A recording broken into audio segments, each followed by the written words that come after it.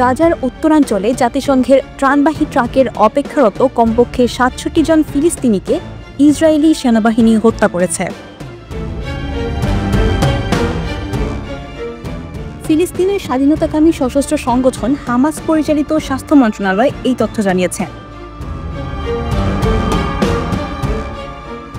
Israeli প্রতিরক্ষা বাহিনী বা আইডিএফ বলেছে তারা তাৎক্ষণিকভাবে সতর্কতামূলক গুলি চালিয়েছে।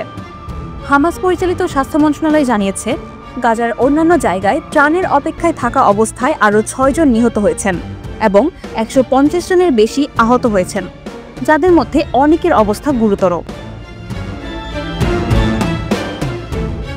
জাতিসংঘ বলেছে গাজার সাধারণ মানুষ ক্ষুধায় ভুগছেন এবং জরুরি ভিত্তিতে মৌলিক পণ্যের সরবরাহ বাড়ানোর আহ্বান জানিয়েছে।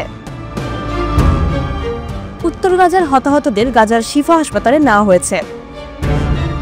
হাসপাতালের মেডিকেল ডিরেক্টর ডক্টর হাসান আল শায়ার রোববার বিবিসি আরবিককে জানিয়েছেন, হাসপাতালটি আহতদের চিকিৎসা নিতে হিমশিম খাচ্ছে। আহতদের কাউকে কাউকে কাছাকাছি অন্যান্য ফিল্ড হাসপাতালে পাঠানো হচ্ছে। এদিকে ইসরায়েলি সেনাবাহিনী গাজার কেন্দ্রীয় অংশের এক ঘনবসতিপূর্ণ এলাকায় নতুন করে সরিয়ে নেওয়ার নির্দেশ দিয়েছে।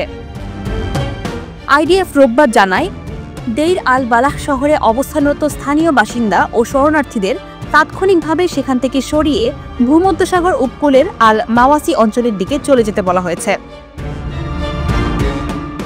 বিবিসি বলেছে এই সরিয়ে নেওয়ার নির্দেশ ভবিষ্যৎ হামলার ইঙ্গিত হতে পারে, যা হাজার হাজার ফিলিস্তিনিদের মধ্যে আতঙ্ক সৃষ্টি করেছে। আনাম আফরোজি আশা, নিখাত খবর, ঢাকা।